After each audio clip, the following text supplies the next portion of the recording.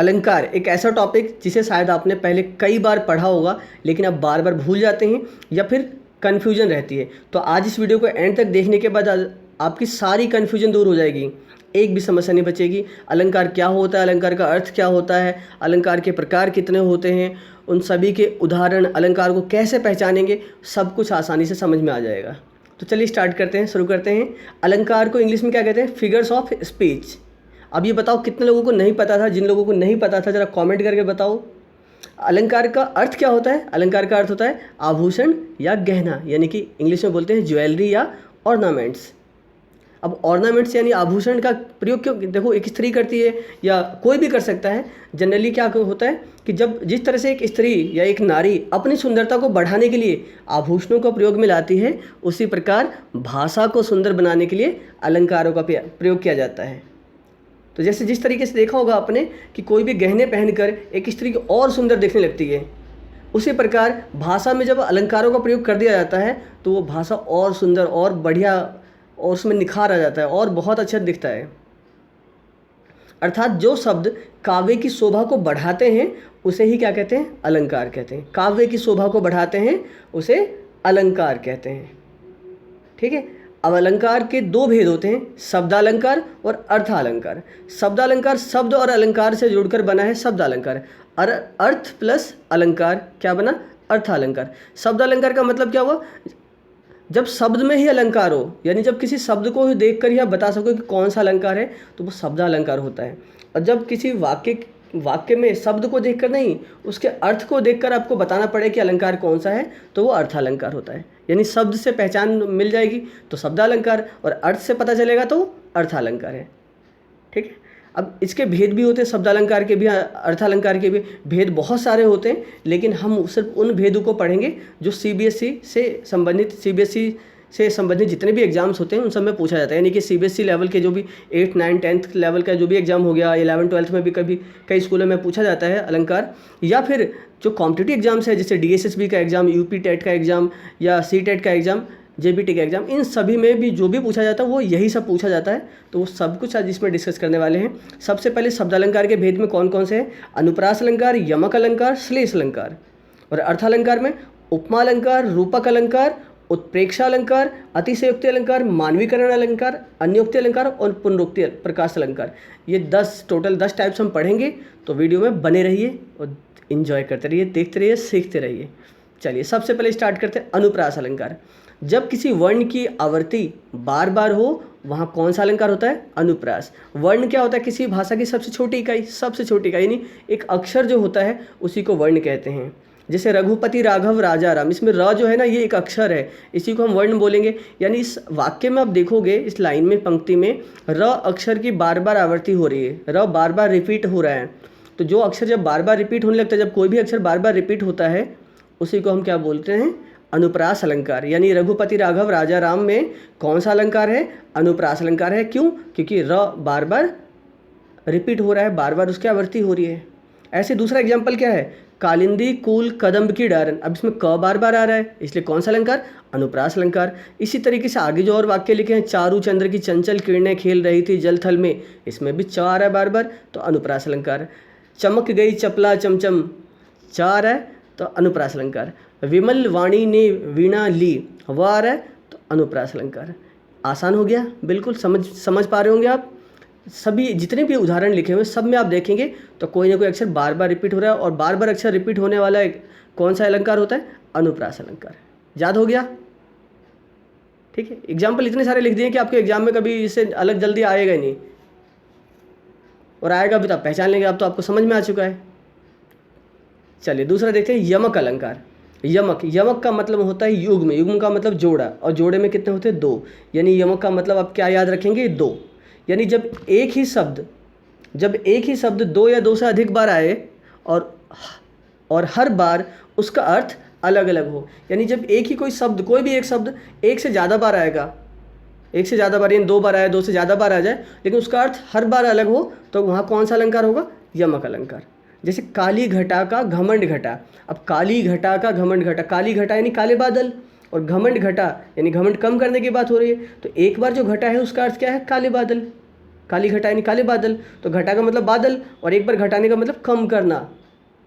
समझ में आई बात? यानी घटा जो शब्द है यहाँ पर वो 2 बार लिखा हुआ नजर आ रहा है, लेकिन दोनों का अर्थ अलग अलग है। तो एक शब्द एक से अधिक बार आया और दोनों का अर्थ भिन्न भिन्न है यानी अलग अलग है। तो कौन सा अलंकार हुआ? यमक अलंकार। एक और एग्जाम्पल देखते हैं। कनक कनकते 100 गुनी मादकता अधिकाए, वा खाए बौराए जग या पाए बौराए। यहाँ पे कनक कनक, देखो एक ही शब्द 2 बार आ रहा है, एक जैसा ही लिखा हुआ दोनों, कुछ भी अंतर नहीं है, लेकिन दोनों का अर्थ अलग अलग है। एक कनक का मतलब है सोना यानी गोल्ड और एक कनक का मतलब धतूरा। समझ पा रहे हैं आप? चलिए एक और एग्जाम्पल बताता हूँ आपको ताकि और अच्छे समझ में आ जाए। 3 बेर खाती थी वह 3 बेर खाती है। अब 3 बेर, यहाँ पे देखो यहाँ भी बेर लिखा आ रहा है और यहाँ भी बेर नजर आ रहा है, लेकिन 3 बेर खाती थी इसका मतलब क्या है? पहली बार जो 3 बेर लिखा है इसका मतलब दिन में 3 बार खाने की तरफ संकेत किया जा रहा है, दिन में 3 बार खाने की बात की जा रही है। और दूसरी बार जो 3 बेर खाती है इसका मतलब क्या है? बेर के 3 फल। बेर आपका फ्रूट से पता है ना कौन सा, इंग्लिश में क्या बोलते हो आप? PLUM। याद आया कुछ? हाँ, तो बस ये क्लियर हो गया। एक शब्द एक से ज़्यादा बार आएगा और अर्थ अलग अलग होगा, तो उसी को बोलते हैं यमक अलंकार। चलिए तीसरा देखते हैं, श्लेष अलंकार। ये सबसे ज़्यादा कठिन लगता है बच्चों को, लेकिन आज के बाद ये कठिन नहीं लगेगा। श्लेष का मतलब क्या होता है? श्लेष का मतलब चिपकना, यानी एक ही कोई शब्द होगा और जिसमें उसके बहुत सारे अर्थ चिपके हुए होंगे, यानी एक शब्द के बहुत सारे मीनिंग होंगे। समझ गए? एक शब्द के 2 या 2 से अधिक मीनिंग होंगे। एक ही शब्द, वो रिपीट नहीं होगा, लेकिन एक ही शब्द का बहुत सारा मीनिंग, यानी जैसे हम बोलते हैं ना डबल मीनिंग वाले वर्ड, तो उसी तरीके से यानी एक ही वर्ड होगा जिसके 2 या 2 से ज़्यादा अर्थ निकल रहे होंगे, उसी को बोलते हैं हम श्लेष अलंकार। ठीक है, जैसे देखो एग्जाम्पल क्या लिखा हुआ है, उदाहरण, मेरी भव बाधा हरो, राधा नागरी सोए, जा तन की झाई परे, शाम हरित दुति होए। अब हरित शब्द का देखो यहाँ पे 3 अर्थ है। हरित का मतलब होता है हर लेना, जैसे हम भगवान से कहते हैं हे भगवान हमारे सारे कष्ट हर लो यानी हमसे ले लो उस चीज़ को। तो हरित का मतलब क्या हुआ? हर लेना, या हर्षित होना, खुश होना, और हरे रंग का होना। तो एक ही शब्द के कई सारे अर्थ हैं, तो कौन सा अलंकार हुआ? श्लेष अलंकार। लेकिन इसके बाद भी बच्चों को प्रॉब्लम होती है, क्योंकि इस शब्द का अर्थ भी तो मालूम होना चाहिए था, तभी तो। अब मैंने तो बता दिया शब्द का अर्थ, लेकिन कोई ऐसा वाक्य आ गया जब आपको अर्थ नहीं मालूम, तब क्या करोगे? तो चिंता मत करो, वीडियो को एंड तक देखना। श्लेष अलंकार का ऐसा रामबाण इलाज बताने वाला हूँ कि आपके एग्जाम में कभी गलत नहीं होगा। ओके, उसे सबसे लास्ट में बताऊँगा। दूसरा एग्जाम्पल देखिए, रहीमन पानी राखिए, बिन पानी सब सून, पानी गए न उबरे, मोती मानुष चून। यहाँ पानी के देखो बहुत सारे अर्थ है। पानी का पहला अर्थ मनुष्य के संदर्भ में, पानी का दूसरा अर्थ आभा या तेज यानी चेहरे की जो चमक जो होती है उसके संदर्भ में, और तीसरा अर्थ किसका है? जल के संदर्भ में है। ठीक है, बाकी पूरी व्याख्या मैंने छाप दिया आपके लिए, ताकि आप इससे व्याख्या भी पढ़ सकते हैं, आपको समझ में अच्छे से आ जाएगा। बाकी देखिए, अगर इसको मैं ओवरऑल इसका निचोड़ पढ़ूँ तो रहीम का कहना क्या है यहाँ पे? रहीम का कहना है, जिस तरह आटे का अस्तित्व पानी के बिना नम्र नहीं हो सकता, पानी के बिना वो लचीला नहीं हो सकता, और मोती का मूल्य उसकी आभा के बिना नहीं हो सकता, उसी तरह मनुष्य को भी अपने व्यवहार में हमेशा पानी यानी कि विनम्रता रखनी चाहिए। ठीक है, तो एक ही शब्द के यहाँ पे पानी शब्द के एक से ज़्यादा अर्थ यानी 3 अर्थ निकल रहे हैं, तो कौन सा अलंकार हुआ? समझ में आ गया? श्लेष अलंकार। चलिए उपमा अलंकार देखते हैं। उपमा, अब ये देखो इसका अगर अर्थ समझोगे तो अर्थ में और जो इसको पहचानने का तरीका बहुत अंतर है। देखिए कितना आसान बना दूंगा आपके लिए। जब किन्हीं 2 वस्तु के गुण यानी क्वालिटी, आकृति यानी शेप यानी आकार, स्वभाव यानी नेचर, इन सभी चीज़ों आदि में समानता दिखाई जाए, यानी जब 2 वस्तु हैं उनकी क्वालिटी भी समान बता दी जाए, उनकी आकृति को भी समान बताया जाए, एक जैसा बताया जाए, उनके नेचर को, उनके स्वभाव में भी समानता दिखाई जाए, या फिर 2 अलग अलग वस्तुओं की तुलना की जाए, तो उसे कौन सा अलंकार बोलते हैं? उपमा अलंकार। ठीक है, लेकिन आपको इतना सब अगर याद नहीं हो तो आप हिंट से याद रख सकते हैं। वाचक शब्द, वाचक शब्द क्या? स, सा, से, सी, सरिस, सदृश, ऐसे, सम, ऐसे शब्द जब आ जाएं वाक्य में तो समझ लेना कौन सा अलंकार होगा? हमेशा उपमा अलंकार होगा। तो इस शब्द, वाचक शब्द जो है ना, इनको याद रख लेना बस। जैसे उदाहरण देखते हैं, मखमल के झूले पड़े, हाथी सा टीला। सा है ना वाचक शब्द, तो कौन सा अलंकार हुआ? उपमा अलंकार। देखते लगा दोगे आप, टिक कर दोगे। पीपर पात सरिस मंडोला, सरिस आया, कौन सा अलंकार? उपमा अलंकार। कर कमल सा कोमल, सा आया, उपमा अलंकार। हाय फूल सी कोमल बच्ची, हुई राख की ढेरी थी। अब सी आया यहाँ पे, फूल सी, देख रहे हो, तो कौन सा अलंकार? उपमा अलंकार। तब बहता समय शिला सा जम जाएगा। सा आया, कौन सा अलंकार? उपमा अलंकार। नील गगन सा शांत हृदय रो रहा, अब इसमें भी सा आया, या रवि सम अगले वाले सेंटेंस में सम आया। तो अब आपको समझ में आ चुका है कि उपमा अलंकार कैसे पहचानना है। ये वाचक शब्द देखने और बस बता देना है कि उपमा अलंकार है। चलिए आगे बढ़ते हैं। रूपक अलंकार। रूपक अलंकार भी कुछ इसी तरह है जैसे उपमा अलंकार है। यहाँ पर भी दो वस्तुओं में यानी दो चीज़ों के गुण एकदम समान हो जाता है तो उसमें भेद बताना मुश्किल हो जाता है कि कौन सा उपमेय है और कौन सा उपमान है, तो उसे क्या कहते हैं? हम रूपक अलंकार कहते हैं। लेकिन दोनों में अंतर है, उसमें वाचक शब्दों का प्रयोग होता था उपमा अलंकार में, और रूपक अलंकार में वाचक शब्द का प्रयोग नहीं होता। जैसे उदाहरण देखिए तब ज़्यादा समझ में आएगा आपको। पायो जी मैंने राम रतन धन पायो, यानी कि पायो जी मैंने राम रतन धन पायो, यानी मुझे कैसा धन मिला? राम रूपी रतन धन मिल गया है। यानी अपने धन को, अपने रतन धन को ही क्या बोल दिया गया? किससे तुलना की गई है? राम से। यानी राम को और अपने धन को समान बता दिया गया, तो उसी को हम क्या बोलते हैं? रूपक अलंकार। दूसरा एग्जाम्पल देखिए। शशि मुख पर घूंघट डाले अंचल में दीप छिपाए। अभी शशि का मतलब चंद्रमा होता है, चांद से के समान मुख की बात की गई है। अब देख लो यहाँ पे कंपेरिजन हो रहा है ना, दोनों को सेम बताया जा रहा है। उसका मुख कैसा? चंद्र जैसा यानी चंद्रमा जैसा, या फिर उससे भी समझ नहीं आया तो तीसरा एग्जाम्पल से आपको बहुत अच्छे से समझ में आएगा। मैया मैं तो चंद्र खिलौना ले हूँ, यानी एक बच्चा अपने माँ से कहता है मैं कैसा खिलौना लूँगा? चांद के समान खिलौना लूँगा। यानी अपने खिलौने को उसने क्या बता दिया? चांद बता दिया पूरा, यानी अपने खिलौने की तुलना ही चांद से कर दी। तो यहाँ पे दोनों एक जैसे दिखा दिए, उसने बता दिए। तो ये कौन सा अलंकार हुआ? रूपक अलंकार। अब बच्चों के मन में ये डाउट होगा, आप में से कई लोगों के डाउट हो सकता है कि उपमा भी तो हो सकता है, यहाँ भी तो वैसे ही बात की जा रही है, लेकिन यहाँ पे वाचक शब्द नहीं है ना, सा से सी सरिस सदृश ऐसे शब्द नहीं है, तो ये उपमा अलंकार बिल्कुल भी नहीं है, रूपक अलंकार है। ठीक है। आय महंत वसंत और इस तरीके से और भी एग्जाम्पल देख सकते हैं। एक राम घनश्याम हित चातक तुलसीदास, ये सारे एग्जाम्पल जो है रूपक अलंकार के। तो वीडियो पसंद आई तो जल्दी से लाइक करो, शेयर करो, और पहली बार वीडियो देख रहे हो तो चैनल को सब्सक्राइब कर लो ताकि और भी वीडियो की नोटिफिकेशन आपको मिलते रहे। और हिंदी ग्रामर से लेकर इंग्लिश ग्रामर या मैथमेटिक्स, सोशल साइंस, बहुत कुछ इस चैनल पर पढ़ाया जाता है। आप प्लेलिस्ट में जाइए और देखिए, आप इन्जॉय कीजिए, सभी एग्जाम्स की तैयारी कीजिए। चलिए आगे बढ़ते हैं। उत्प्रेक्षा अलंकार। यदि पंक्ति में, इसके लिए ज़्यादा कुछ नहीं बता रहा मैं आपको, यदि पंक्ति में मनु, जनु, जनहु, जानो, मानहु, मानो, निश्चय, इव, ज्यों त्यों आदि अगर ऐसे शब्द दिख जाए ना कभी भी, ये सारे लगभग सेम टाइप के नहीं दिख रहे? मनु, जनहु, मानो, जानो, मानो, निश्चय, इव, ज्यों त्यों आदि शब्द, तो कौन सा अलंकार होगा? उत्प्रेक्षा अलंकार होगा। बस इतना ही ध्यान रखना आपको, और कभी गलत नहीं होगा। जैसे देखो, ले चला साथ में तुझे कनक, ज्यों भिक्षु लेकर स्वर्ण झनक। यहाँ एक लाइन तो एक वर्ड मिस है, कोई बात नहीं। यहाँ पे देखो ज्यों वर्ड दिखा ना आपको, ज्यों शब्द दिख गया, बस ज्यों देखते आपको कौन सा समझ में आया अलंकार? उत्प्रेक्षा अलंकार। सिर फट गया उसका वहीं, मानो अरुण रंग का घड़ा हो। अब मानो शब्द दिख रहा है आपको, कौन सा अलंकार हुआ? उत्प्रेक्षा अलंकार। कहती हुई यों उत्तरा के नेत्र जल से भर गए, हिम के कणों से पूर्ण मानो हो गए पंकज ने, मानो आ गया, उत्प्रेक्षा अलंकार। तो ये सारे शब्द देख के आप पहचान सकते हो। एक और देखते हैं। पाहुन ज्यों आए हो गांव में शहर के, मेघ आए बड़े बंठन के सवर के। अब यहाँ ज्यों शब्द दिखा, कौन सा अलंकार? उत्प्रेक्षा अलंकार। लेकिन सिर्फ ये जो मेघ आए बड़े बंठन के सवर के, सिर्फ इतनी सी लाइन लिखी होती तो ये मानवीकरण अलंकार होगा। ध्यान रखना, सिर्फ मेघ आए बड़े बंठन के सवर के, इसके बारे में हम आगे डिस्कस करेंगे। ओके, लेकिन दोनों लाइन एक साथ है। तो ज्यों देखा आपने शब्द, ज्यों शब्द देखते आप पहले कौन सा अलंकार बताओगे? उत्प्रेक्षा अलंकार। ठीक है, चलिए आगे देखते हैं। अतिशयोक्ति अलंकार। अतिशयोक्ति में भी ज़्यादा कुछ नहीं पढ़ना आपको, बस ये ध्यान रखना है जब किसी वस्तु, व्यक्ति आदि का वर्णन बहुत बढ़ा चढ़ा कर किया जाए तब वहाँ अतिशयोक्ति अलंकार होता है। यानी इस अलंकार में नामुमकिन तथ्य बोले जाते हैं, जो कभी मुमकिन हो ही नहीं सकता उसके बारे में बताया जाता है, उसी को हम बोलते हैं अतिशयोक्ति। अति का मतलब ही होता है ज़्यादा, यानी बहुत ज़्यादा हो जाना। अति का मतलब क्या? ज़्यादा। समझ में आई बात?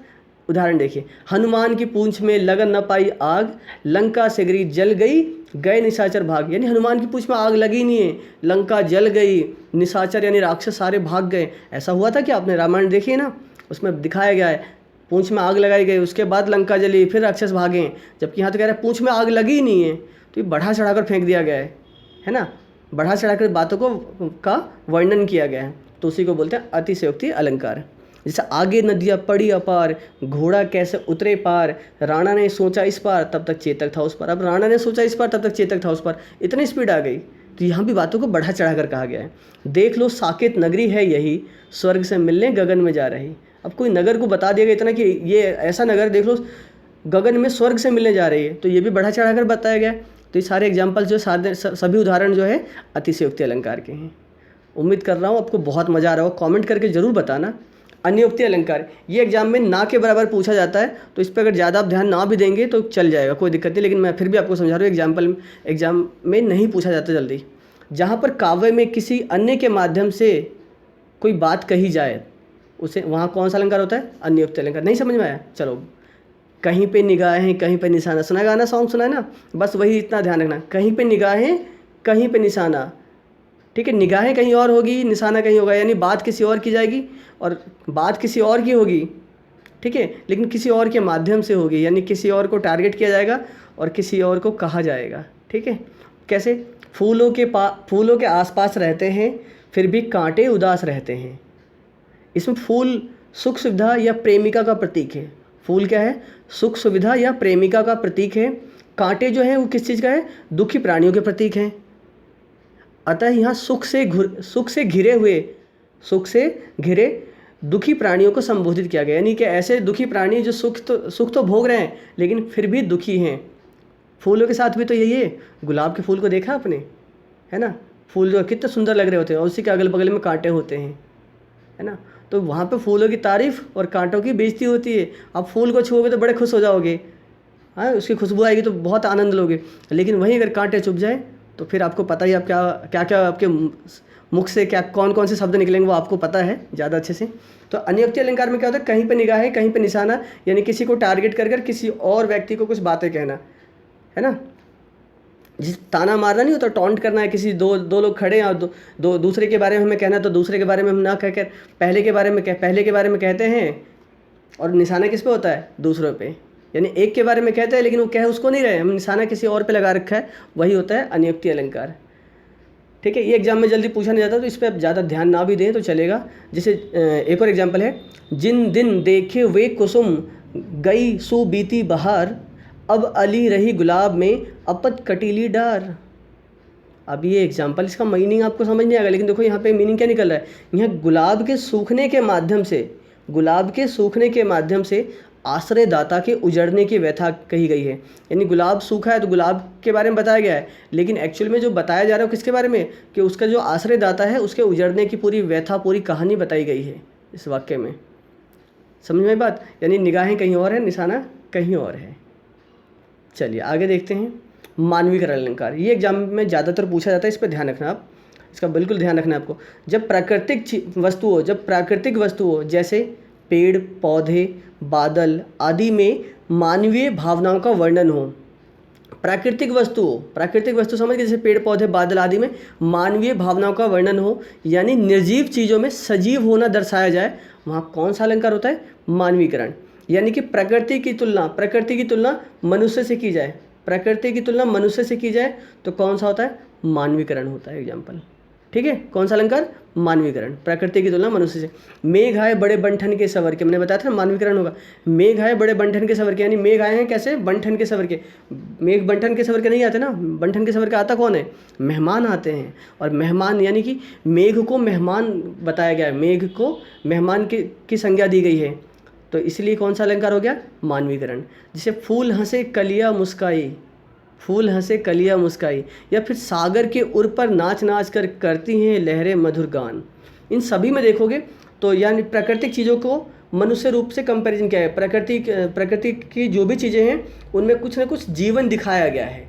तो प्रकृति की जो भी चीज़ें हैं, जो निर्जीव चीज़ें हैं, उनमें सजीव होना दिखाया गया है, तो इसलिए कौन सा है? मानवीकरण, ठीक है। सिंपल से आपको ध्यान रखना है, जब प्रकृति की किसी भी चीज़ की तुलना मनुष्य से की जाए तो मानवीकरण। मानव से समझ में आ गया? मानवीकरण, ओके। प्रकृति की मानव से, ध्यान रखना, उल्टा मत करना कि मानव की प्रकृति से करने लग जाओ, प्रकृति की मानव से, ओके। चलिए, जिन लोगों ने अब तक वीडियो को लाइक नहीं किया, अब तो कर दो कम से कम लाइक, अब तो मज़ा आ गया होगा। लास्ट बचा है पुनरुक्ति प्रकाश अलंकार। पुनः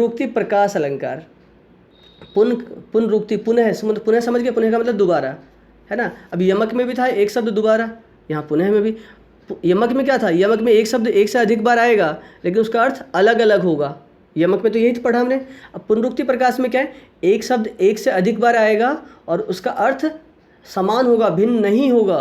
काव्य देखो क्या लिखा है, काव्य में जहाँ एक शब्द की क्रमशः आवर्ती हो पर अर्थ भिन्नता न हो, यानी अर्थ अलग अलग न हो, अर्थ सेम हो, वहाँ कौन सा अलंकार होता है, पुनरुक्ति प्रकाश अलंकार होता है।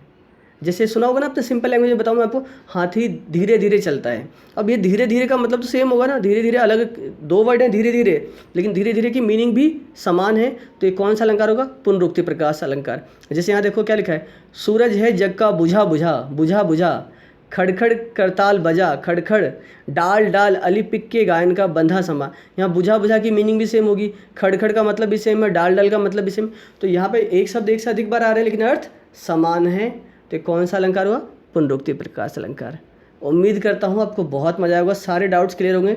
अब आपकी कोई समस्या नहीं बची होंगी, तो वीडियो को लाइक कीजिए, शेयर कीजिए, चैनल को सब्सक्राइब कीजिए और प्लेलिस्ट में जाइए, इस वीडियो के डिस्क्रिप्शन को देखिए, बहुत सारे लिंक आपके लिए दिए गए हैं जिसमें और भी टॉपिक्स, चाहे रस हो, पद परिचय हो, वाक्य भेद हो या फिर समास हो, इन सब के बारे में वीडियोज़ बना दी गई जिसको लाखों लोग देख चुके हैं।